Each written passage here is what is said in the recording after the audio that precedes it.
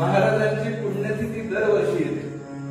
ज्येष्ठ अष्टमीला काल अष्टमीच्या दिवशी आपण ती साजरी करतो.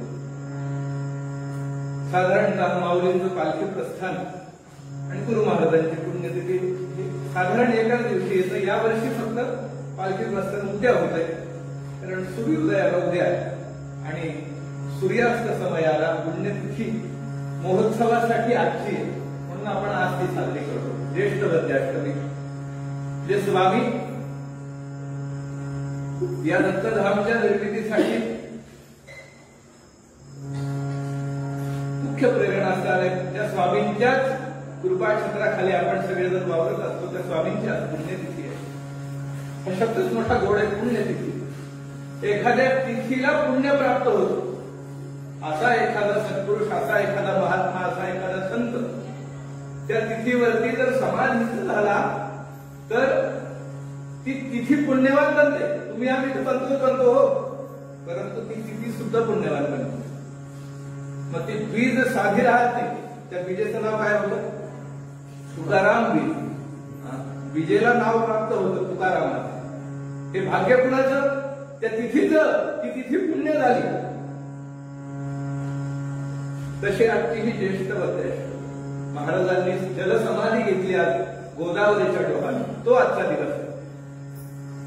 आणि प्रतिवर्षी आपण महाराजांची यथाशक्ती सेवा करण्याचा प्रयत्न करतो. यावर्षी मोठा सुंदर योग आहे.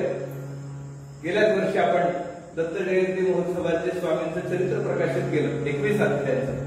आज जवळपास सगळ्या तिथं जमलेल्या माता भगिनी जवळपास खूप मोठं सामुदायिक पारायण, समष्टी पारायण या निमित्तानं आज घडलं. सायंकाळी दत्त पंचपदी झाली. प्रतिवार्षिक आपली कीर्तन सेवा अगदी थोडक्या वेळामध्ये स्वामींच्या चरणी समर्पित करूया. आजच्या सेवेसाठी समर्थ रामदास स्वामींचे पट्ट शिष्य असलेले कल्याण स्वामी महाराज यांचा अभंग आपण आजच्या निरूपणाकरता निवडलाय. स्वामी महाराज म्हणतात, आवडी म्या वरिला गुरुवर, आवडी म्या वरिला स्वात्म सुखाचे कुंकुम लेवणी, संस्कृती शिणा हरिला गुरुवर आवडी म्या वरिला. स्वात्म भूषणे भूषविले वशी, संशय न चौरला गुरुवर आवडी म्या वरिला. गुरुकृपे कल्याण होईल, गुरुकृपे खाली त्यांची सही, कल्याण होईल निश्चय मनी फिरला गुरुवर आवडी म्या वरिला. सद्गुरुनाथ महाराज की. प्रत्येक पुण्यतिथीला आपण गुरु महात्म्यच ऐकतो, त्या व्यतिरिक्त नाही ऐकत. प्रत्येक पुण्यतिथीला आजपर्यंतच्या पुण्यतिथीचे जेवढ्या सेवा स्वामींनी करून घेतल्या, प्रत्येक पुण्यतिथीला काही ना काही आपण गुरु महात्म्याविषयी ऐकतो. तेच काय आहे? एकच गोष्ट पुन्हा पुन्हा करणे याला अभ्यास म्हणतात परमार्थाच्या भाषेत. एकच गोष्ट वारंवार. आपण तांदूळ कितीदा खातो दिवसात? एकच गोष्ट. आपल्याला नको वाटतं तेच काय, तेच गुरु महात्म्य सत्संगती भक्ती. परंतु हा व्यवहारातला नियम कसा आहे बघा ना. भात खायचा कितीदा खातो दिवसात? जेवणात, एका जेवणात कितीदा खातो? सुरुवातीला भात आमच्या 3दा आहे, तुमच्यात 1दा. आमच्या सुरुवातीलाच लागतो चित्रावती घालायला भात. नंतर मधला एक असतो, नंतर शेवटचा तर फार महत्वाचा असतो. गोपाल कृष्ण भगवान. साधा एकच तांदूळ पण 3दा खावा लागतो जेवणामध्ये. बरं, तू सकाळी खायचा, दुपारी जेवताना खायचा, संध्याकाळी पुन्हा दुपारचा उरलेला असला तर खायचा, पुन्हा दुसऱ्या दिवशी आदल्या दिवशीचा उरलेला असला तर पुन्हा साठवून म्हणजे सेविलेच सेवावे अन्न हे जसं आहे तसं केलेचे करावे भजन असं पण खाल्लेलं अन्न आपण एकदा तांदूळ खाल्लं पोट भरलं असं झालं का पण तसं परमार्थाच्या बाबतीत तो नियम का लागू नये का लावू नये समर्थांनी एका ठिकाणी लिहून ठेवलं जे विलेच सेवावे अन्न असं जर तर मग केलेचे करावे भजन करणे म्हणजे भक्ती करणे आणि गुरु महाराजांच्या पुण्यतिथीच्या दिवशी भक्ती गुरु महाराजांची नाही सांगायची तर आणखी काय सांगायचं परंतु थोड्याशा वेगळ्या अंगानं थोड्याशा वेगळ्या पैलून जाण्याचा आपण जर प्रयत्न केला तर कल्याण स्वामींनी एक अद्वितीय असा अभंग अद्वितीय असं गुरु महाराजांचं वर्णन या अभंगात केले ते म्हणाले आवडी द्यावरीला गुरुवर आवडी द्यावरीला इथे श्लेष मराठी भाषा आहे हा मराठी भाषेतलं पद येतं हे गुरुवर आवडी द्यावरीला हे कोणता वर वरला वर म्हणजे काय वर म्हणजे जे खाली नसते ते वर असं नाही ना वर म्हणजे काय ज्याचं वधूशी लग्न लागतं तो वर वर पक्ष आणि वधू पक्ष असे दोन पक्ष आहेत आपल्याकडे गुरुवर आवडी द्यावरीला असे अनेक द्वंद्व आहेत संसारामध्ये व्यवहारामध्ये अनेक द्वंद्व आहेत आणि ह्या सगळ्या द्वंद्वांमधून आपण जात असतो बघा ना किती द्वंद्व आहेत 3 प्रकारचे द्वंद्व आहेत व्यवहारामध्ये तुम्ही जर पाहाल तर 3 प्रकारचे द्वंद्व आहेत काही द्वंद्व असे की ज्यांचं एका सोबत दुसऱ्याचं पटतच नाही असे काही द्वंद्व काही द्वंद्व एकमेकांना अनुकूल आहेत काही द्वंद्व एकमेकांना प्रतिकूल आहेत आणि काही द्वंद्व एकरूप आहेत तुम्हाला उदाहरणाशी मी पटवून देईन आपण द्वंद्वामध्ये जगतो रात्रंदिन आम्हा युद्धाचा रात्रंदिन आम्हा युद्धाचा रात्रंदिन आम्हा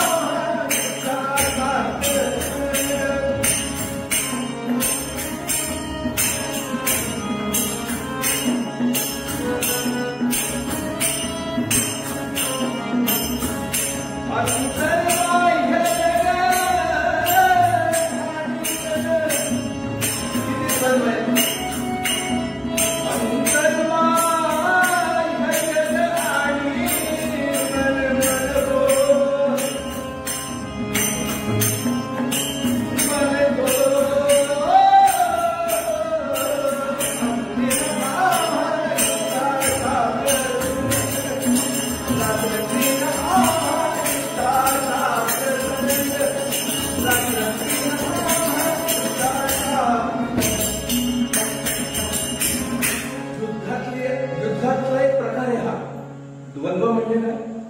युद्धातला एक द्वंद्व युद्ध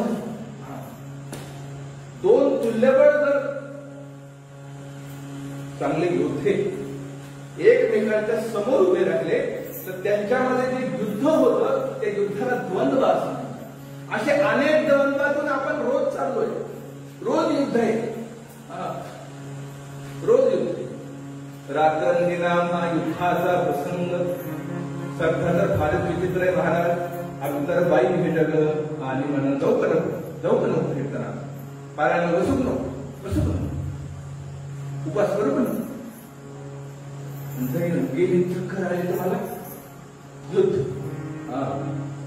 अशा अनेक द्वंद्व आणि काही द्वंद्व असे जे प्रतिकूल आहे एकमेकांसोबत ते राहूच शकत नाही त्याचं साधं सोपं उदाहरण देतो दिवस आणि रात्र दिवस आहे तिथं रात्र नाही रात्र आहे तिथं दिवस नाही प्रकाश आहे तिथं अंधार तिथं प्रकाश आहे तिथं अंधार आहे अंधार आहे तिथं प्रकाश जिथं सुख आहे तिथं दुःख थोडस जरी आलं तरी कसं द्वंद्व आमचे वैकुंठवासी भरतवर रामदास सांगायचे ते असं म्हणायचंय का हो प्रत्येकाला सुख हवं वाटतं दुःख नको वाटतं मला आठवण येते त्यांची. आपल्या दत्तधाममध्ये कीर्तन झालं तिथं वरती, तेव्हा त्यांनी सांगितलं होतं, चांगले माझ्या कानात फिट्ट बसल्या. ते म्हणाले, का हो तुम्हाला दुःख नको वाटतं, सुख हवं वाटतं, पण मी तुम्हाला एक विचारू का, वर्षाचे दिवस 365 आहेत, त्याच्यापैकी 6 महिने सुख आणि 6 महिने दुःख चालेल? 6 महिने आरामात, 6 महिने दुःख चालेल नाही? बरं, 3 महिने दुःख, 9 महिने सुख नाही चालेल? बरं, दिवसाचे पूर्ण वर्षाचे 365 दिवस नाही, 364 दिवस सुख, 1 दिवस दुःख चालेल? चालेल? 1 दिवस दुःख, 1 दिवस. अहो ते असं म्हणायचे, मला पक्क लक्षात आहे, भरत काका असं म्हणायचे, सुख इतकं नाजूक आहे की सुखाला दुःखाचा स्पर्श देखील चालत नाही. गोपाल कृष्ण भगवान कसं द्वंद्व आहे. सुखाला दुःखाचा स्पर्श देखील चालत नाही. तिथं थोडस जरी दुःख आलं तर पूर्ण ते सुख दुःखमय बनतं. असे अनेक द्वंद्व, ते सगळे प्रतिकूल द्वंद्व आहेत. द्वंद्वांचा दुसरा प्रकार आहे अनुकूल द्वंद्व. ते कधी अनुकूल असते, झटक्यात झटक्यात प्रतिकूल असते. अनुकूल असं काहीच नाहीये जगात. संसारात अनुकूलता नाहीच, प्रतिकूलताच आहे. फक्त अनुकूलता मानून घ्यायची. सोपं सांगू का तुम्हाला? अनुकूल द्वंद्व, नवरा बायको, वधू आणि वर. नंतर काय होतं ते दोघं जण, नवरा आणि बायको. लोकांना वाटतं वा वा काय छान चाललंय, गुरु गुरु गुरु गुरु गप्पा काय म्हणते, गाडीवरती काय जाते, बागेत काय फिरते, वेगळं काय राहते. लोकांना वाटतं असं की यांचं सगळं चांगलं चालू आहे, पण खरंच चांगलं चालू असतं का? घटक्यात भांडण, घटक्यात एकत्र होते. नवरा बायको, सासू सूर, सासरा जावई, बाप लेक, किती द्वंद्व सांभाळतात की जे काही काळ अनुकूल आहे, जोपर्यंत स्वार्थ आहे तोपर्यंत ते एकमेकांशी अनुकूल आहे. अनुकूल. माय बापे सांभाळी आणि लोभाकारणे पाळी, संतांनी लिहून ठेवलं.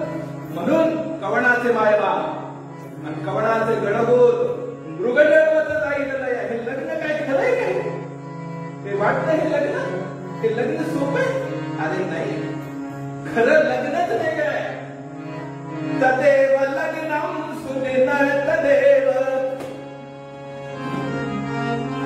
आठवा, हे शब्द प्रत्येकाने ऐकले. तारा बल चंद्र बल तदेव, विद्या बल दैव बल तदेव. एवढं लक्षात ठेवतो माणूस. पुढचं महत्वाचं आहे, लक्ष्मीपती दे मनसा स्मरामी गोपाल कृष्ण भगवान. तेवढंच एक अनुकूल द्वंद्व आहे, एकरूप द्वंद्व आहे. नुसतं अनुकूल नाही, एकरूप द्वंद्व आहे. बरं, देवानी फक्त तुझा नाही, देवा फक्त तुझा नाही.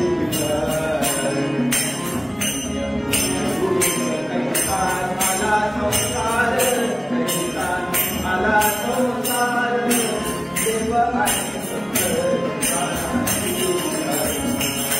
देव आणि हे द्वंद्व एक असे, देव आणि भक्त. तसं पाहायला गेलं तर एक दोन आहे. सगुण भक्तीमध्ये जी कुठली मूर्ती आपण कल्पिलेली आहे, जे कुठलं आपण उपास्य कल्पिलेले आहे, ते दोन आहेत ना. दोन असल्याशिवाय पूजा करता येत नाही. अद्वैतामध्ये पूजा शक्य नाही, द्वैतात शक्य आहे. द्वंद्व आहे, परंतु द्वंद्व असलं तरी कसं आहे, एकरूप आहे. देव आणि भक्त तुझा नाही विचार. धन्य पुण्यरूप कैसा झाला संसार, याला म्हणायचं संसार. पुण्यरूप संसार करायचा आहे का, तर मग ह्या द्वंद्वाकडे या. कुठल्या? देव आणि भक्त. आणि सर्वोच्च द्वंद्व जर कोणता असेल ते अगदी एकरूप आहे. अगदी एकरूप. देव आणि भक्त तरी वेगळे दिसतील. आणि कधी कधी भक्ताला देव जवळ ठेवून घेणार नाही. अंडरलाईन. कधी कधी भक्ताला देव जवळ करणार नाही. बेरडोकीला गोरोबा काकांच्या घरी बैठक बसली. सगळे संत गोळा झाले. सगळ्यांना कसं माहिती. मुक्ताबाईने परीक्षा घ्यायची ठरली. सगळ्यांच्या डोक्यावरती थापट न मारली. नामदेवराय परीक्षेत नापास झाले. कदाचित ते ह्या काळात जन्माला आले असते तर बिना पेपर देता पास झाले असते. पण त्या काळात मुक्ताबाईसारखी शिक्षिका होती. ती म्हणजे सगळ्यांची परीक्षा सगळ्यांची. परीक्षा घेतली फेल. कच्चा गड्या. आणि तो जेव्हा पांडुरंगाकडे गेला त्यांना असं वाटतं नामदेवरायांना की मी 5व्या वर्षी वयाच्या याला जीव घातलं. हा माझी बाजू घे. हा म्हणत न्यायालयाला मुलांच्या बाजूने निकाल द्या. परीक्षा नको. परीक्षा म्हणून मुलांचं मानसिक आरोग्य धोक्यात येईल. तसं नाही दिलं. परमेश्वरानं सांगितलं अरे नाम्या तुला मुक्तीनं कच्चा म्हणलं मी पक्का कसा म्हणू. गोपाल कृष्ण भगवान की. भक्ताला देव सुद्धा कुणाकडे पाठवतो. कुणाकडे पाठवतो. ती एक जागा आहे. आणि ती जागा आहे सद्गुरुनाथ महाराज. तो म्हणतो तिथं जा. त्या भट्टीत जा. औंढ्याला जा. तिथे तुझं कल्याण होईल. गुरु कृपे कल्याण होईल. तुझं कल्याण तुला करून घ्यायचंय का.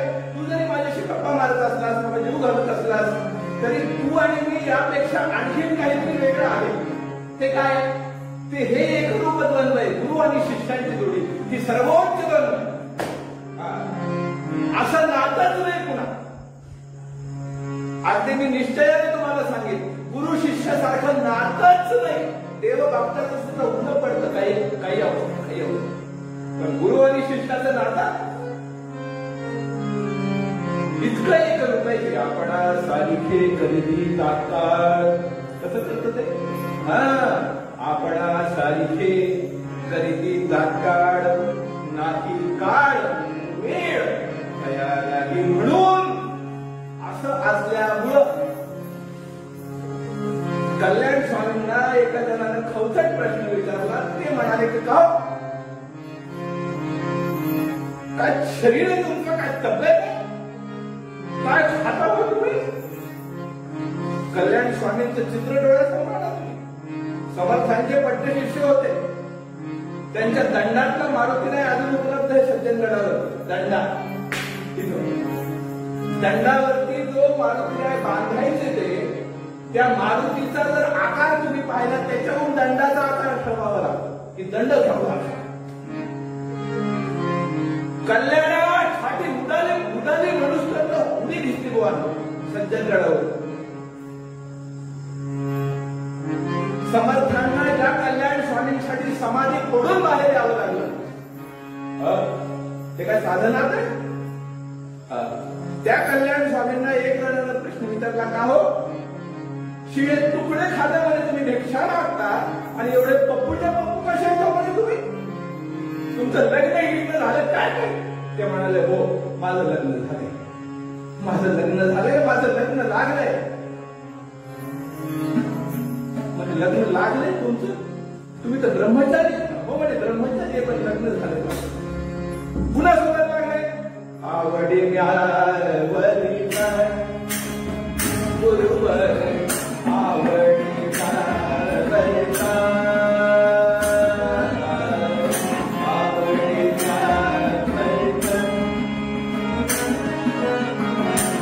माझ्या गुरुला माझा देह समर्पण केला.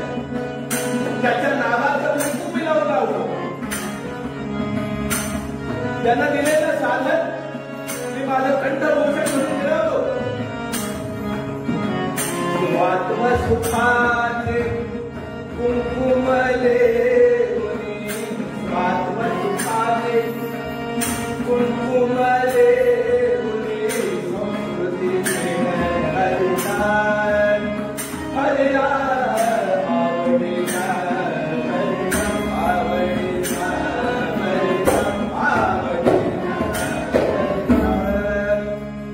आवडी म्यावरी लागतात. स्वयंवर. माझं स्वयंवर झालं. कुणासोबत. आवडी म्यावरीला. मी निवडलंय. बाकी सगळे साधन मी बाजूला साधले आणि जो गुरु आहे तो वर म्हणून मी निवडलाय. गुरुवर आवडी म्यावरीला. अरे बाप. आणि तुम्ही ताकद आहे की तुमच्या शाल्यबद्दल सुद्धा कंथा विवश्रीमपि कुत्सयन्तः. जशी आम्ही कंथेसारखी लक्ष्मी सुद्धा तुच्छ मानतो. कौपीनवंत खलु भाग्यवंतः. तुमचा काहीच उपयोग नाही. तुमच्यापेक्षा आम्ही फार बरे. कल्याण स्वामी म्हणाले आम्हाला काय मिळत नाही हे विचारा. काय मिळत नाही. अहो स्वात्मसुखाचे कुंकुम लेवुनी. स्वात्मसुखाचे कुंकुम लेवुनी संस्कृती शिणहरिला. गुरुवर आवडल्या परिला.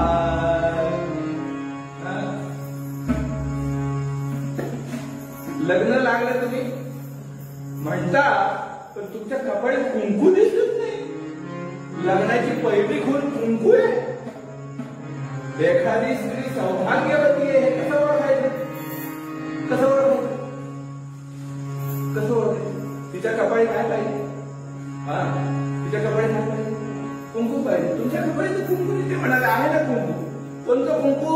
स्वात्मसुखाचे कुंकुम लेवुनी. रूपक आहे. रूपकात तर भाषा आहे कल्याण स्वामींची. स्वात्मसुखाचे कुंकुम लेवुनी. कुठलं कुंकू लागलंय. स्वात्मसुखाचे. स्वात्मसुखाचे कुंकुम लेवुनी. स्वात्मसुख कोण देतं. बाकी सगळ्या सुखांपेक्षा जे उच्च आहे वरिष्ठ आहे ते कोण देतं बरं. स्वात्मसुख म्हणजे काय. स्वरूपाची ओळख करून देणे. सोप्या भाषेत स्वरूपाची ओळख कोण करून देतो. रूपाची ओळख कोण करून देतो. आरसा करून देतो. आरसा. आपलं स्वभाव कसं दिसतं जगाला हे कशात पाहतो आपण. कशात पाहतो. आरसा फक्त रूप दाखवतो. सद्गुरु स्वरूप दाखवतो.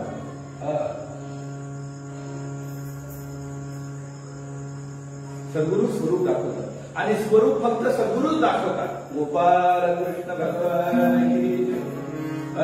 सद्गुरु कोण दाखवतात. स्वरूप कोण दाखवतात. फक्त सद्गुरु दाखवतात. बाकी कुणाला तो अधिकार नाही. बाकी कुणाला स्वरूप दाखवण्याचा अधिकार देवाला सुद्धा नाही. तो फक्त सद्गुरूला आहे. तू कसा आहेस.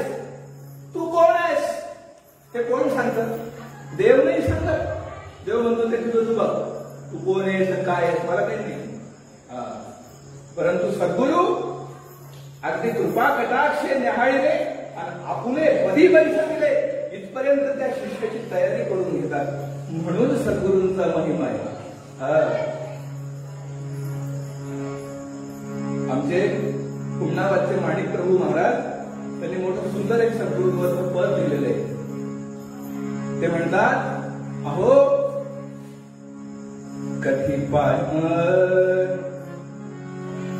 पाहिलं मी माझ्या स्वस्वरूपाला. ती ओढ जेव्हा लागते ना माणसाला तेव्हा कळतं सद्गुरूचा काय अधिकार. ती ओढ लागली पाहिजे. कधी पाहिलं मी माझ्या स्वस्वरूपाला. आनंद कधी पाहिलं मी माझ्या स्वस्वरूपाला.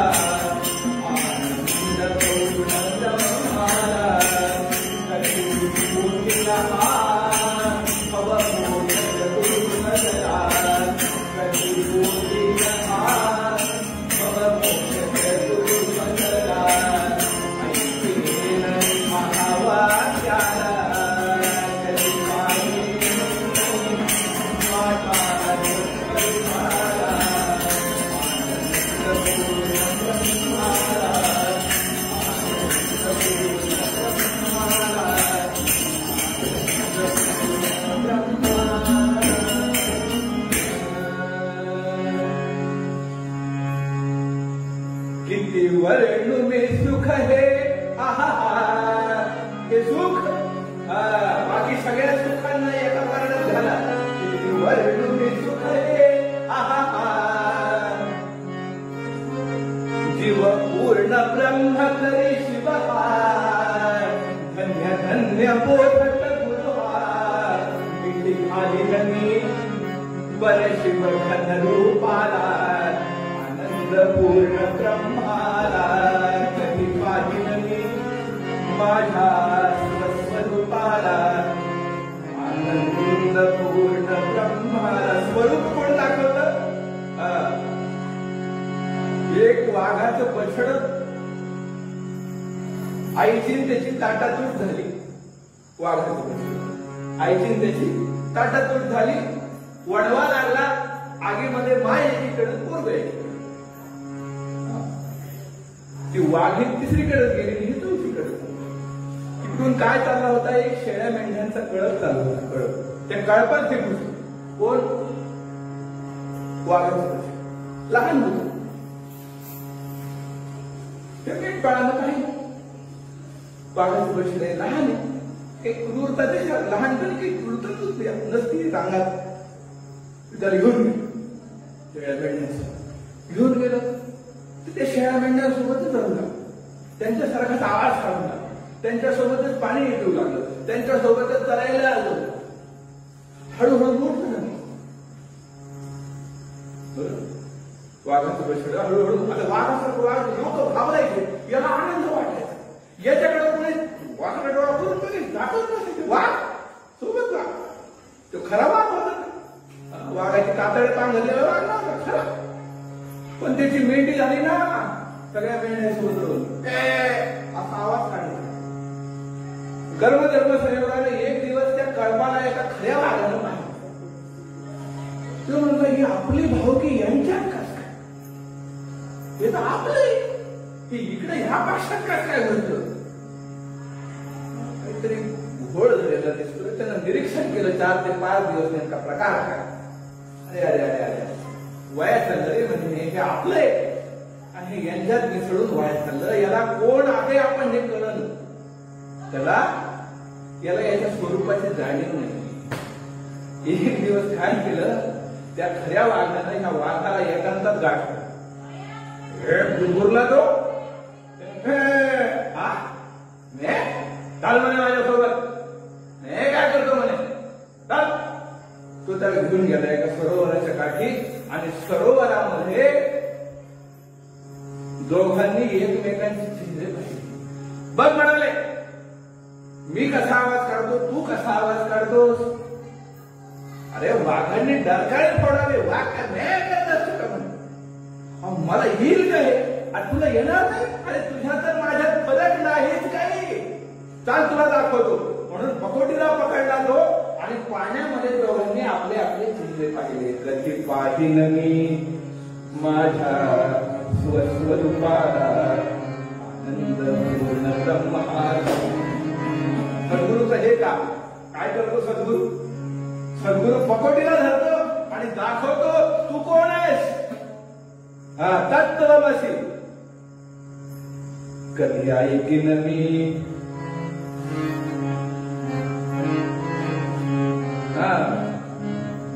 कधी बोधिना हा हवमोक्षक गुरु बदला. ऐकेन मी महावाक्याला. ते वेदांताचे ते 4 महावाक्ये अहम ब्रह्मास्मी तत्त्वमसि अयमात्मा ब्रह्म सर्वं खरीदं ब्रह्म हे वाचून जमत नाही हो. याची अनुभूती सद्गुरू देतात. स्वात्मसुखाचे कुंकुमले याला म्हणायचं स्वात्मसुख स्वरूपाची ओळख. आणि ही स्वरूपाची ओळख फक्त आणि फक्त सद्गुरू करून देतात. माझ्याकडे वेळ कमी आहे. आमच्या पैठणच्या नाथ महाराजांनी एक वेगळं प्रकरण लिहिलं याच्यावरती स्वात्मसुख नावाचं प्रकरण. ते 500 ओव्यांचं प्रकरण. काय काय सांगू त्याच्यात?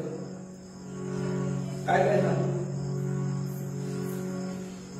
हो का पती सुखा लागी गोरटी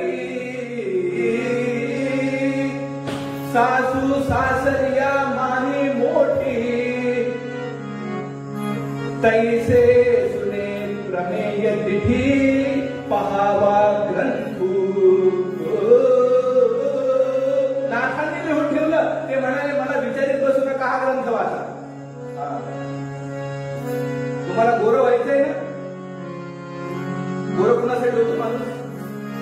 हो का पती सुखाला ही गोरटी. काय दृष्टांत दिलाय. एखादी नवपरिणीता, एखादी नवीन लग्न झालेली मुलगी चेहऱ्याला पावडर कशासाठी लावते, फेअर अँड लवली कशासाठी लावते, आरशात बघून नट्टापट्टा कुणासाठी करते. हो का पती सुखाला ही गोरटी. एवढं तरी नाही ती सासू सासरिया मानी मोठी. मला सांगा मनातून ती मानती का. प्रश्न आहे. काही मानितही असतील बिचाऱ्या बापड्या, परंतु सगळ्यात मानित असतील. It's quite impossible. ज्याच्या पोटी जन्माला आली त्याच्या घरातून एक दिवस सदैव झालं, डोक्यावर अक्षता पडल्या, दुसऱ्याचा हात धरून आली आणि त्यांना आता आई आणि बाबा कशी म्हणू शकते. पण कशासाठी. सासू सासरिया मानी मोठी कशासाठी. पती सुखाला गी. तसं स्वात्मसुख जर हवं असेल तर काय करा. तैसे प्रमेय सुनेती पहावा ग्रंथू. दैसी द्राक्षाची घडी. गोडीये माझी अधिक गोडी, तैसी ओवीये माझी ओवी. चढी येथं आहे. त्या 500 ओवे ज्यानं वाचले ना त्याला पुन्हा काही पाहावंच लागत नाही. एवढा नाथांचा अधिकार आहे. स्वात्मसुखावरती एवढं नाथांनी लिहिले. आणि ते कोण देतं. ते म्हणाले सद्गुरु ब्रह्ममूर्ती तेच देतात. सद्गुरु पूर्ण ब्रह्ममूर्ती भावार्थे करिता अनन्य भक्ती. शिष्या स्वात्मसुख हाती देती निश्चिती तात्काळ. कधी देतात ते म्हणाले किती वेळ लागतो, किती महिने, किती दिवस. तात्काळ. फक्त कृपा व्हावी. गुरु गुरु असावा आणि शिष्य शिष्य. कल्याण स्वामींचा अधिकार सामान्य नाही, समर्थांचा अधिकार सामान्य नाही. अहो कल्याण स्वामी जर नसते तर तुम्हाला मला दासबोध कळालाच नसता, आपल्या हातीत लागला नसता. तुम्ही बघा दासबोधाची सुरुवात. ग्रंथ नाम दासबोधू गुरु शिष्यांचा संवाद. विचारलं नसतं कुणी तर कशाला सांगितलं असतं त्या बाबाला. शिष्य कोण आहे तिथं. तिथं कल्याण स्वामी बसलेले समोर. ते म्हणाले श्रोते पुसती कोण ग्रंथ. जेव्हा पुसलं तेव्हा सांगितलं. संत वायफळ बडबड करीत नाही, कुणी विचारलं तर सांग. कल्याण स्वामी जर जन्माला आले नसते तर तुम्हाला मला दासबोधासारखं रत्न हाती लागलं नसतं. लागलं. परंतु कृपा झाली आणि स्वात्मसुखाने भूषविले मशी. संशय न उरला. संशयाचं छेदन कोण करतात. सद्गुरू करतात. फक्त श्रद्धा पाहिजे. श्रद्धावान लभते ज्ञान तत्पर संयतेंद्रिया. भगवान 4थ्या अध्यायामध्ये सांगतात अर्जुनाला, अर्जुना फक्त एक पाहिजे, बाकी काही नाही पाहिजे. गुरु कसा असावा. गुरुचे लक्षण अनेक आहेत. तस्मात् गुरु प्रपद्येत जिज्ञासु श्रेयम् उत्तमम् शाब्दे परेत निष्णातम् ब्रह्मण्युपशमाश्रयम्. अनेक आहे. परंतु शिष्याकडे जरी साधन चतुष्टय नसेल, क्षमदमत दीक्षा उपरती नसेल, विवेक वैराग्य नसेल, अर्थात मुमुक्षुत्व नसेल, येईल. हे सगळं येईल. परंतु त्याकरता फक्त एकच गोष्ट आहे. 2-2.5 अक्षरांचा त्याचं नाव आहे श्रद्धा. श्रद्धा जर असेल तर श्रद्धेच्या मागे सगळं येते. आपण फक्त ह्या श्लोकावरच्या माऊलींच्या ओव्या काढून बघा, आपल्याला कळेल की माऊली असं सांगतात की ज्याच्याकडे श्रद्धा आहे ना त्याला बरोबर इंद्रिय निग्रह करता येतोच. त्याला विवेक वैराग्य त्याच्या ठिकाणी त्याला शोधित येतं. फक्त श्रद्धा पाहिजे, त्याला शोधित येतं. ते ज्ञान व्यवस्थित येतं असं माऊली. पण अज्ञश्चा श्रद्धानस्य संशयात्मा विनश्यति असं पुढे लिहिलंय. जे अज्ञानी आहेत आणि अश्रद्धावान आहेत ते ह्या लोकात काय कोणत्याही लोकात गेले. ते औरंगाबादला राहिले काय, बिडात राहिले काय, मुंबईत राहिले काय आणि स्वर्गात राहिले काय.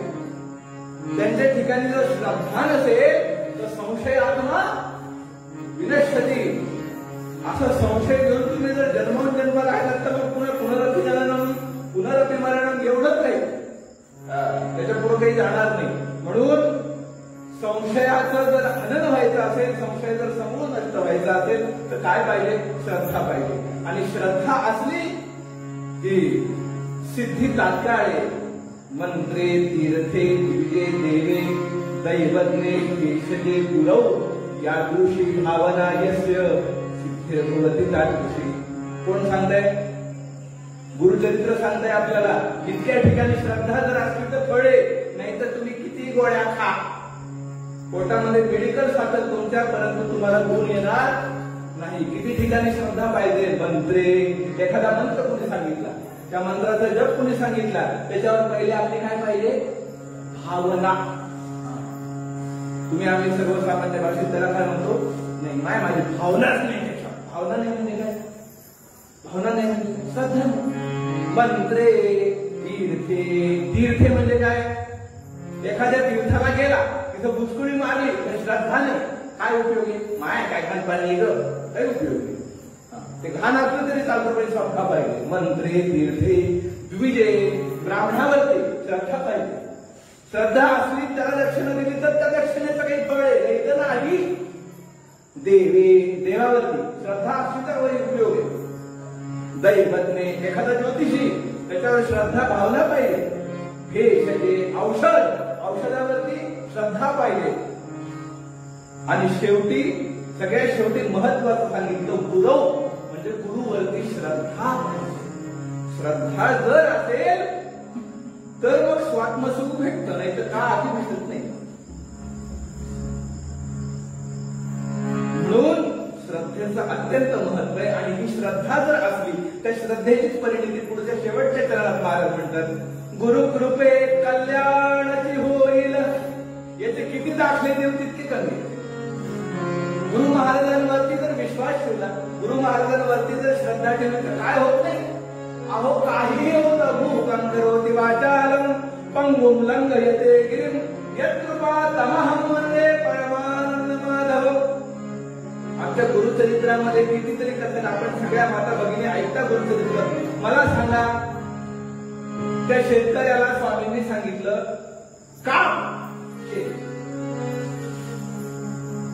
कापून टाकलं. मी आंघोळ करून येऊस तर सगळं शेत कापू. त्याला काहीच विचार केला नाही. काय घ्या हातामध्ये कोयता घेतला, सप आपण कापू. आपल्याला गुरुने सांगितलं कापून टाका, कापून टाका. गुरुला कापायला कमी करणार नाही शिष्य. गोपाल कृष्ण भगवान नमी शूद्र तो नित्य स्थानासी जाता, पिकावे महाराज हे शेताता, पण पिका कापताला भत्या फार झाला. नमस्कार हा दत्त योगेश्वराला, मधुत चिंतन श्री गुरुदेव. एक नाही असे कितीतरी उदाहरणं देतो मी गुरुचरित्रात तुम्हाला. द्विजाला असे व्याधीजा पोटशूळ, तया मिष्ट अन्नासी दयाळ. एक ब्राह्मण गेला, त्याचं सारखं पोट दुखायचं आणि त्याला काही खाल्लं की त्रास व्हायचा. ते म्हणाले जेव. गुरु महाराज म्हणाले जेव, वाढा रे, अजून 2 पूर्णाच्या पोळ्या, अजून 2 पूर्णाच्या पोळ्या. गडबडा लुटू लागला. परंतु श्रद्धा होती. सदाचारी विप्रंगणी घेवड्याचा, महावेल तो तोडिला ते पिसाचा. किती उदाहरण. तया द्रव्य साठा से दाविला. एकाच्या दारामध्ये घेवड्याचं झाड होतं, त्याच्यावर त्याचा उदरनिर्वाह चालायचा, ते तोडून टाकलं. परंतु श्रद्धा कमी नाही. गुरु कृपे कल्याणाची होईल. माझे गुरु महाराज माझं अकल्याण कधीही करणार नाही. ही ज्याची भावना आहे, ही ज्याची श्रद्धा आहे ना, त्याचं बरोबर गुरुसोबत लग्न लागतं आणि त्याचा संसार अवघा सुखाचा होतो. बाकी तुम्ही आम्ही किती जरी रूपवान असलो, किती जरी गुणवान असलो, किती जरी धनवान असलो, किती जरी यशस्वी असलो, तरी त्याला काहीही उपयोग नाही. त्या लग्नाला हे लौकिक लग्न आहे. हे जे चालू आहे ना, 20 माणसात 50 माणसात मरभर चालू आहे पैशाचं लग्न लावायचे, हे लौकिक आहे. ह्या लग्नात दुताडू नका हे काही कामाचं नाही. शरीरं स्वरूपं तथा वा कलत्रं यशश्चारुचित्रं धनं मेरुतुल्यं गुरोरंहि पद्मे मनश्चे न लग्नं ततः किं ततः किं ततः किं ततः किं गोपाल कृष्ण भगवान की. गुरोरंहि पद्मे मनश्चे न लग्नं. गुरुच्या चरणी जर तुमचं मन लागत नसेल तर बाकील्या त्या सगळ्या गोष्टींना शरीरं स्वरूपं कितीही रूपवान असा तथा वा कलत्रं. अगदी तुमची बायको 20 वर्ष असू द्या, काय उपयोगाची. यशश्चारुचित्रं धनं मेरुतुल्यं. शंकराचार्य म्हणाले तुमच्याकडे मेरू पर्वत इतक्या नोटा असू द्या, नोटाला नोटाला नोट, पण गुरोरंहि पद्मे मनश्चे न लग्नं ततः किं काय उपयोग. म्हणून हे लग्न लागणं आवश्यक. गुरुचं शिष्याचं हे लग्न काय एकदा लागलं की संस्कृतीशी हरतो, मनामध्ये निश्चय साठतो, संशय नष्ट होतो. परमार्थामध्ये निश्चयाची अत्यंत आवश्यकता आहे. आणि हा निश्चय कोण देतं तर गुरुच्या पायावरची श्रद्धा देतो. हे द्वंद्व राहतच नाही, एक रूप होऊन जातं. आणि ते एक रूप व्हायचं असेल तर माझ्यासारखं लग्न लावा. मी ज्यांच्यासोबत लग्न लावलं ना त्यांच्यासोबत तुम्ही लग्न लावा तर तुमचं कल्याण होईल. गुरुकृपे कल्याणाची होईल, गुरुकृपे कल्याणाची होईल. निश्चय बली फिरला गुरुवर आवडला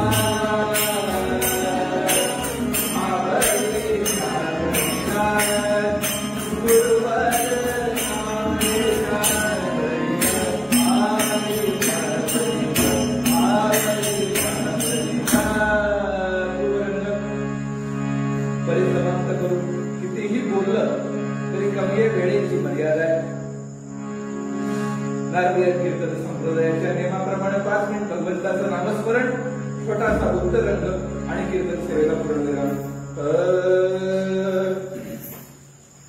दिगंबरा दिगंबरा दिगंबरा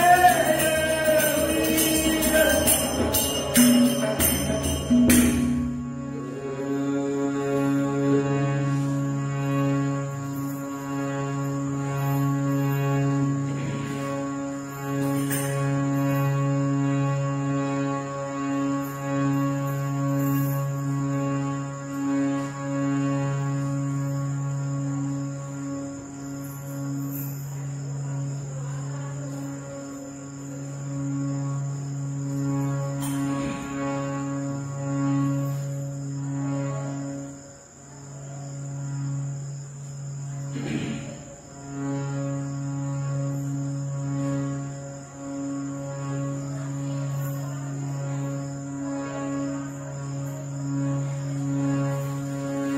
मठामध्ये बसलेले 4-2 शिष्य भोवताली सेवा करतायत स्वामींची. आजान बाबू मूर्ती आहे, भव्य ललाट, गुडघ्यापर्यंत हात आहे, लांब सडक हाताचे बोट आहेत, भजनानंदामध्ये निमग्न आहे.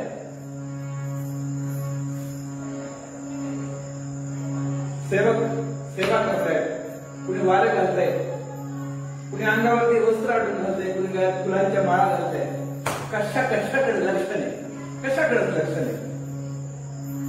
स्वानंदामध्ये निमग्न असलेली मूर्ती आहे, दिगंबर मूर्ती आहे. त्या मूर्तीकडे पाहिल्याबरोबर असं वाटावं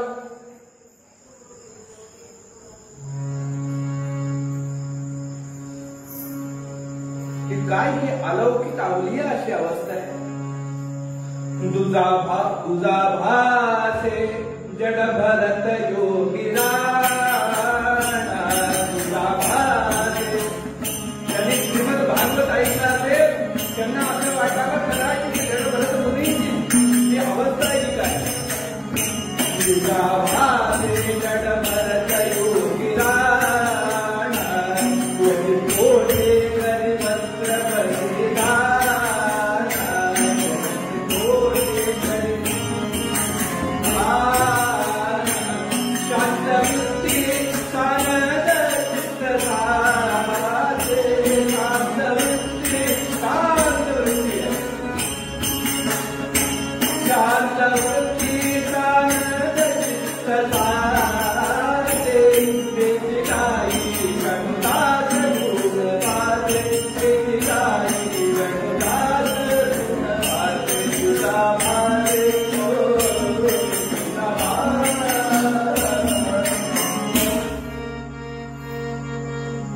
तुझा भासे जड भरत योगिरा. जड भरतासारखी बालोन्मत्त अवस्था आहे. क्वचित कोठे करे वस्त्र परिधान. भक्तांनी अंगावरती खड्याच्या खड्या आणून घालाव्यात. नाना प्रकारच्या शाली, रेशमी शाली काय, रत्न जडीत काय, वस्त्र काय, अलंकार काय, हे काढावेत फेकून द्यावे, काढावेत फेकावे अशी अवस्था.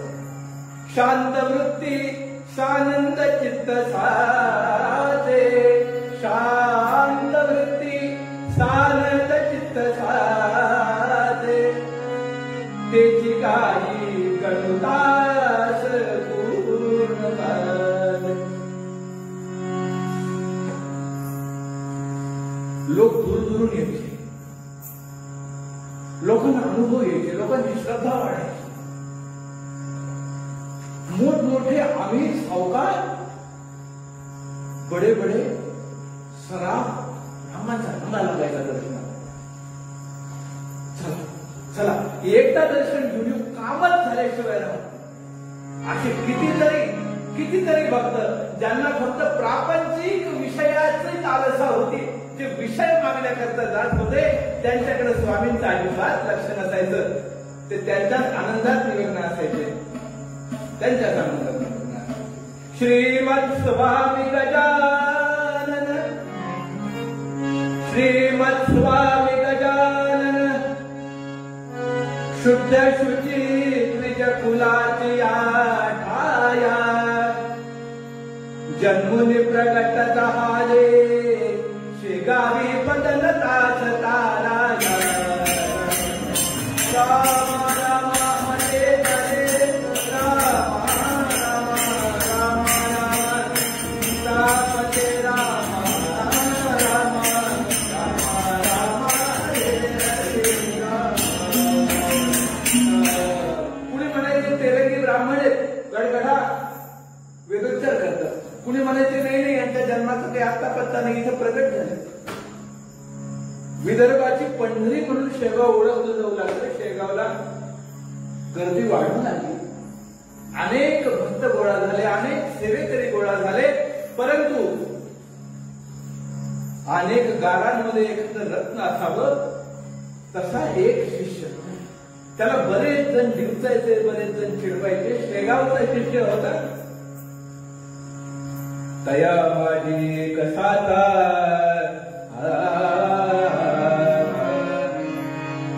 शिष्य शिंपी जातीचा, शिंपी जातीचा शिष्य. त्याचं नाव पितांबर. नाव मोठं सुंदर. जात शिंप्याची. परंतु एवढी वाईट अवस्था की अंगावरती यायला पुरतं वस्त्र सुद्धा नसायचं. परंतु स्वामींवरती अपार श्रद्धा, अपार भक्ती, अपार प्रेम. रोज संध्याकाळी यावं, रोज सकाळी यावं, पडेल ती सेवा, पडेल ते काम करावं आणि लोकांनी त्याला चिडवावं, बाकीच्या भक्तांनी त्याला चिडवावं. अरे अरे अरे शिंपी आहे बरं काय, शिंपी. आणि याला गुंडाळायला सुद्धा चांगलं वस्त्र नाही, लोकांचे कपडे शिवायचे नाही. एक दिवस गंमत अशी झाली की प्रत्यक्ष गजानन महाराजांनी त्याला कळलं. काय म्हणे, तुझं नाव पितांबर आहे ना? अरे पितांबर असून तुला गुंडाळायला चांगलं हे चांगलं धोतर नका. अरे अरे अरे अरे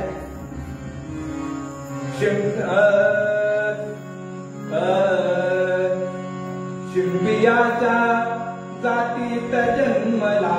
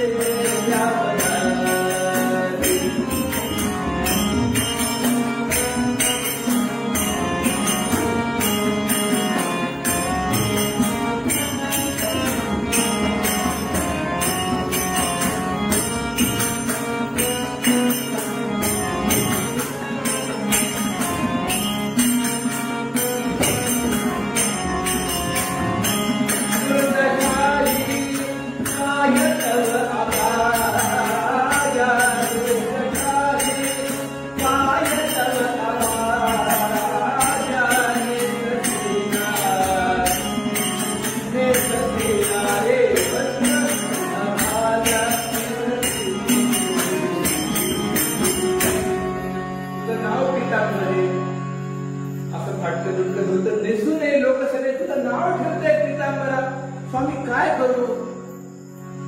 हे असंच माझ्याकडे साधा भोळा भाविक भक्त हो. कोणीतरी रेशमी वस्त्र दिलं होतं, नवीनच आलं. स्वामींनी घेतलं, ते फेकला. जा नेसन काय अंगावरती कलम घाल कापड रेशमी नेसायला. चम चम चम चम चम चम चमकावं. आणि त्यानं गुरु आज्ञाप्रमाणे गुरु महाराजांनी जे सांगितलं ते ऐकायचं. ते नेसून येऊ लागलं. ते साधन होतं, दुपट्टा होता, पुन्हा कमरेला पितांबर. तो रोज नेसून येऊ लागला. बाकीचे फक्त चेष्टा करू लागले. बाकीचे शिष्य चेष्टा करू लागले. अरे अरे अरे तुला स्वतःला तर नेसायला वस्त्र नाही, स्वामींचं वस्त्र गुंडाळा तो पितांबरा. तुम्हाला काय वाटलं, परमार्थात भावकी नाही, फक्त व्यवहाराची भावकी परवडली. परमार्थाची भावकी फार आवडली. ज्यांना परमार्थ म्हणजे काय हेच कळत नाही असे बरेच लोक पोचलेले असतात. ते सुधरू देत नाही खऱ्या परमार्थाला. स्वामींचं वस्त्र तू नेसतोस, त्यांना खावरं बावरं बारीक खावं. एक दिवस ही कुणकुण महाराजांच्या कानावरती गेली, गजानन महाराजांच्या. ते म्हणाले, पितांबरा ऐकतोस का? बाकीचे सगळं ऐकताय. काय करू मावशी? हे बाय, तू एक कर, असं कर, उद्यापासून मठात येत जाऊ. महाराज काही चुकलं का माझं? काही अपराध घडला का? अरे नाही रे, पीतांबरासी म्हणते गुरुवर, वाई कोण जावे दूर. महाराज काय चुकलं माझं? का नको मी येऊ मठामध्ये? अरे जाणते मूल झाल्यावर माझा कयासी दूर ठेवी. तू आता मोठा झाला, जाणता झाला, तिथे थांबू नकोस. तुला ईश्वरी कार्य करायचे, जा कोंडोलीला जा, तिथे जा, तिथे भगवत भक्तीचा प्रचार करता. महाराज नका नका, दूर लुटू नका मला, दुसरं काहीही सांगा, परंतु मठातून मला जायला नका सांगू. नाही तुला मला ऐकावं लागेल, तुला जावं लागेल. दुसऱ्या दिवशी मोठं खिन्नांत करणारा पीतांबर मठात आला. महाराजांचं दर्शन घेतलं, हात जोडले. महाराज दूर लोटता लेकराला, नका हो असं करू. महाराजांनी डोक्यावरती हात ठेवला आणि जे व्हायचं ते झालं. हे हृदयीले ते हृदय घातले. डोळ्याला चार चार धारा लागल्या पीतांबराच्या. सटांग दंडवत घातला गजानन महाराजांना आणि मनोमन प्रार्थना केली. आशीर्वचन द्या गुरुवरा, वरद हस्तमस्तकी ठेवा.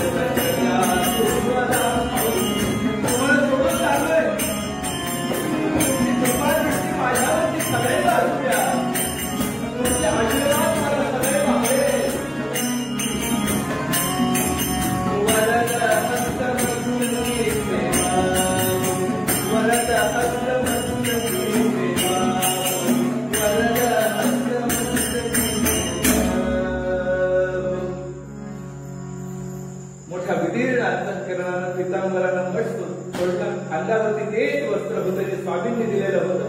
जर मुक्काम करावा, ह्या गावाहून त्या गावाला, त्या गावाहून त्या गावाला, त्या गावाहून त्या गावाला जावं. महाराजांनी जे क्षेत्र सांगितलं होतं त्या गावच्या शिवारात आला. संध्याकाळची वेळ झालेली. एक वडलेला आंब्याचं झाड होता, आंब्याचा वृक्ष होता. त्या वृक्षाखाली थांबला. कोणी नाही, आजूबाजूला कोणी नाही. झाडं वाढलेले, जंगल वाढलेलं, बस महाराजांची आज्ञा आहे, कोंडोलीला जा. गेला. तिथं वटलेला वृक्ष पाहिला, त्याच्या खाली आसन लावलं, बसला. रात्रभर मुंगळे. म्हटलं काय दाब झाला डोक्याला. तिथून लोकांपासून सोडवलं मला. तिथं फक्त शिष्य त्रास द्यायचे म्हणून पहिल्यांदा महाराजांनी इथं पाठवलं. तिथं मुंगळे त्रास द्यायला. त्या मुंगळ्याने त्याला रात्रभरच झोप नाही. सकाळ झाली कशी बशी. जळीत जग मंगलमय अरुण बिंब आले सोनेरी किरणाने. सूर्य उगवला. भूमंडळ जळीत जग मंगलमय. हळूहळू सूर्य वरती येऊ लागला. हा म्हणाला खाली मुंगळे झाडाच्या, आपण वरती जाऊ. म्हणून त्या झाडावरती चढला. ह्या फांदीवर त्या फांदीवर त्या फांदीवर त्या फांदीवर गुराखी आले काही ढोरं जायला. ते म्हणाले हे माणूस आहे का माकड आहे काही समजत ना. आंब्याचं झाड हे असं टिसून खाली बदकन पडायचं म्हणे. ते पिलू बघून लागला म्हणे वरती हा. दुसरा म्हणाला मग ते कळत त्याच्या चेहऱ्यावरचं देश पाहिलं का तुला. ते कळतं का तुला त्याच्या अंगावरचं वस्त्र पाहिलं का तुला. साधू असेल कुणीतरी, संत असेल, संन्यासी असेल, कुणीतरी महात्मा असेल. महात्मा आले. मी असं ऐकलं की इथं कुणीतरी गजानन महाराज म्हणून शेगावला. बर त्यांचे जे शिष्य आहेत ना त्यांना हे सगळे योगाचे सगळे अंगवैद्य ते काही करू शकते. त्या पोरा सोरामध्ये चर्चा झाली का म्हणे आपण गडबड करून काही अर्थ नाही. आपण गावात लोकांना आपल्या मायबापाला वर्दी देऊ की कुणीतरी असा एक पुरुष इथे दिसतो. अनोळखी आहे, महात्मा आहे, तोंडावर तेज आहे. 4-2 गोष्टी गेले गावात त्यांना सांगितलं. काही 4 जाणते लोक आले. गावचे सरपंच आले शामराव. ज्याचा तो आंबा होता तो बळीराम पाटील आला. अजून 4-2 काही शहाणे मंडळी आले ज्यांचे केस पांढरे झालेले होते. त्यांनी पाहिलं हा वरती फिरतोय त्या फांदीवर त्या फांदीवर. ओ महाराज आवाज दिला. पितांबराला खाली पाहिलं तर गर्दी जमातली. पहा म्हणे आता खाली मुळे त्रास देतो म्हणून उभं राहिलो. पुन्हा इथे जमातले म्हणे आता कायच करावं. गजानन महाराज आता तुम्ही सांभाळा म्हणे. साधा भोळा होता काहीच येत नव्हतं काही नाही. खाली उतरला म्हणे कोण आहे तुम्ही. माझं पितांबर. पितांबर कोण आहे तुम्ही म्हणे मी गजानन महाराजाचा शिष्य. गजानन महाराजाचा शिष्य ऐकलं मात्र गजानन महाराजाचा शिष्य गजानन लोक तेच हसू लागले. याला वाटतं काय झालं पुन्हा फाटलं काय म्हणजे कुठे येऊन गेलेलं म्हणून पाहिलं स्वतःकडे.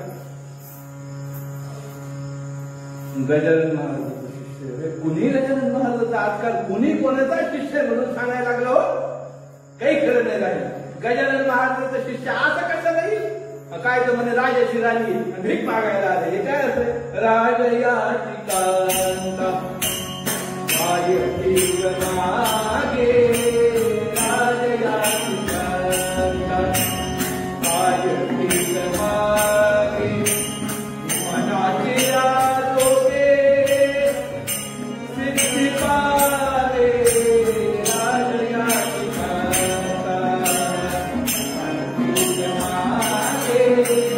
राज या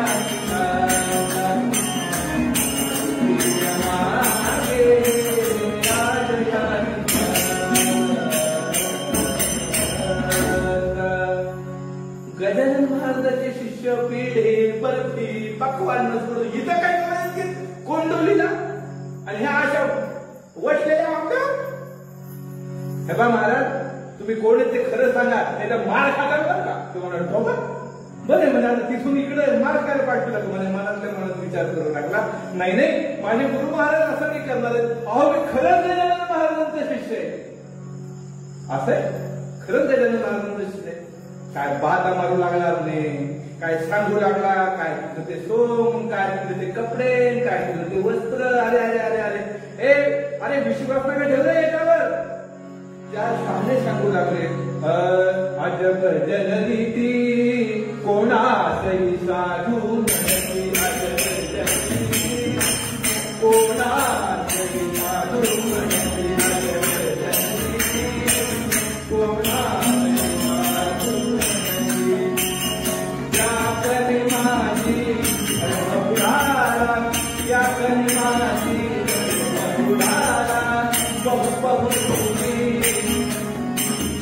बहुजन मुलती बहु प्यारा संत माहिती कन्याला संत माहिती यारा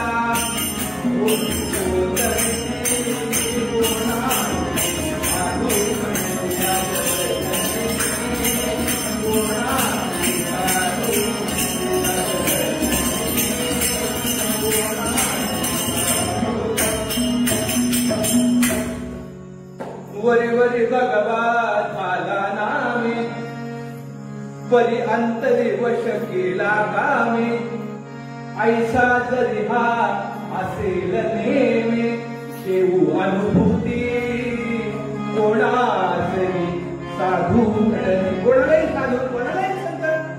लक्षात घेणे आपण याची परीक्षा घेऊ अनुभूती शिष्य म्हणविसी गजाननाचा शिष्य म्हणविसी गजाननाचा शिष्य म्हणविसी गजाननाचा प्रत्येक भगतारी लावी प्रत्येक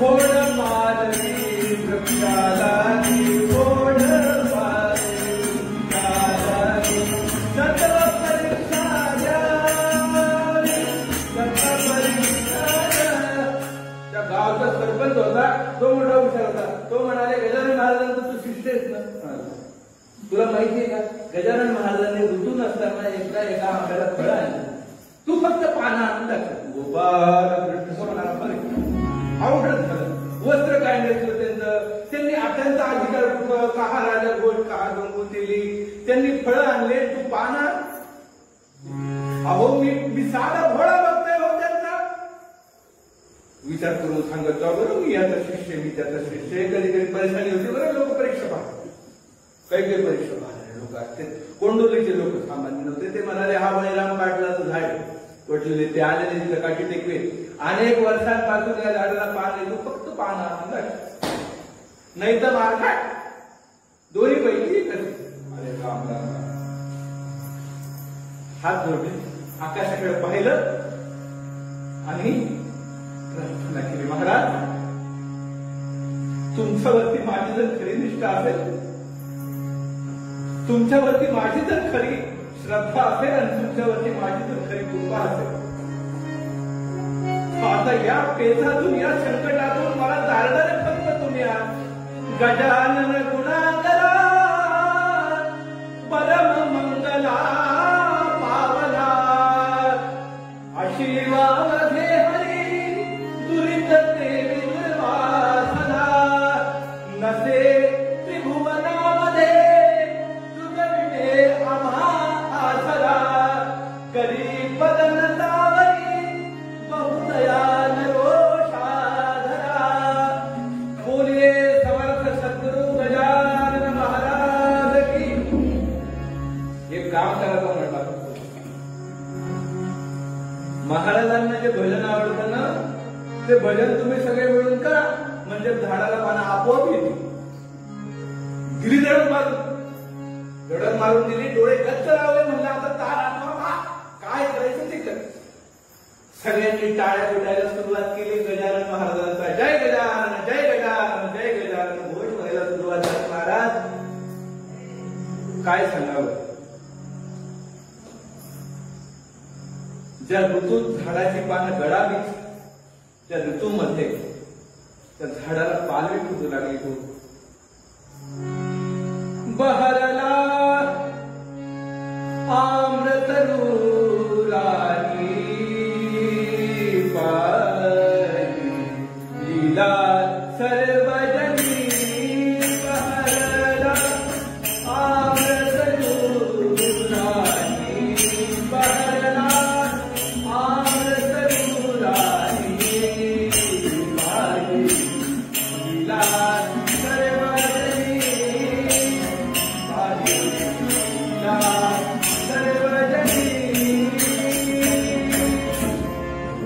झाडाला पानच दिसू लागली हिरवागार आंब्याचं झाड दिसू लागलं लोक म्हणू लागले की भानामध्ये बिनामध्ये तर येत नाही याला एवढं सगळं प्रचिती देऊन सुद्धा पटकन विश्वास बसतो का श्रद्धा बसते का नाही बसत म्हणाले अहो अहो गारुडी असे कितीतरी सोंग करतो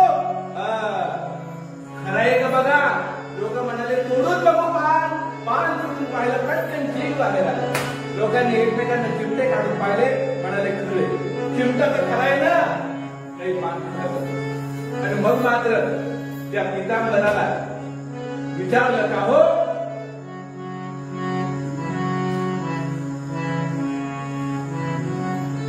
हे कसं शक्य हे कसं शक्य झालं आम्ही काय म्हणावं तुम्ही काय म्हणावं पान आणावे बोला तुला काय गाठ पडावी कसं शक्य हे शक्य त्या चमत्कार शक्य तो म्हणाला मला काही कळत नाही फक्त मला एकच कळतं काय गुरुकृपे कल्याणाची होईल. एक त्याला फक्त कुणाला तरी शरण घ्या, कुणाला तरी शरण गेल्याशिवाय, कुणाचं तरी झाल्याशिवाय कुणीतरी भेटणार नाही. कुणाचं तरी व्हावं लागेल शरण घ्या आणि सर्वस्व त्याला समर्पण करा. तुमच्या आयुष्याचं कल्याण झाल्याशिवाय राहणार नाही. गुरुकृपे कल्याण होईल निश्चय मनी फिरला.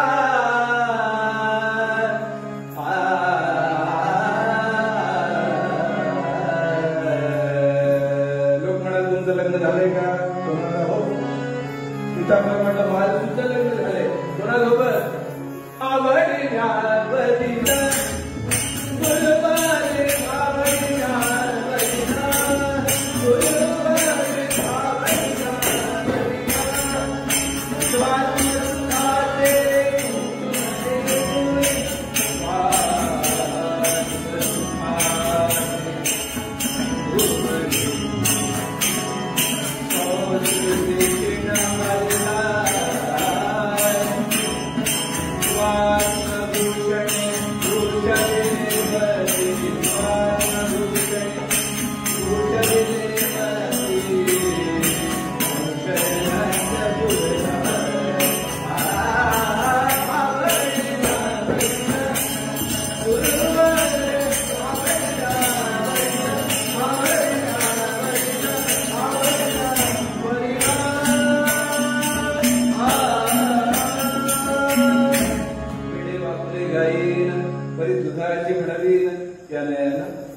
झालेली ही सेवा गुरु महाराजांच्या चरणी समर्पित करतो.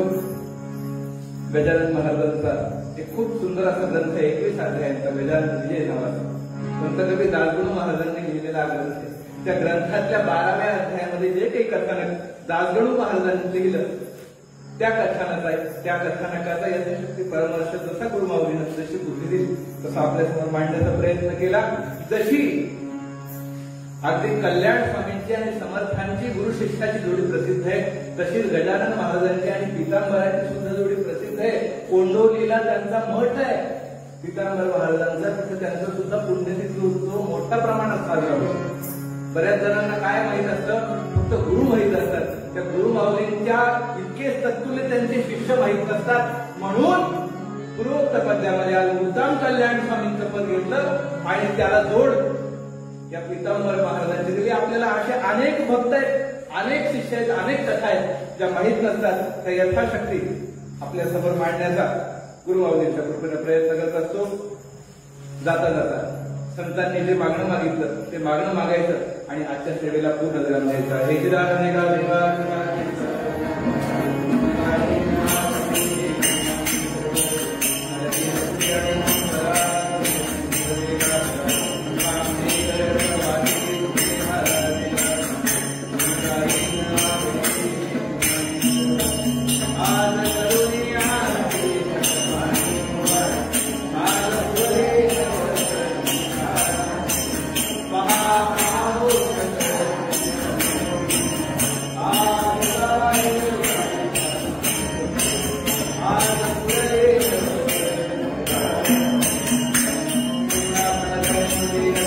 Thank you.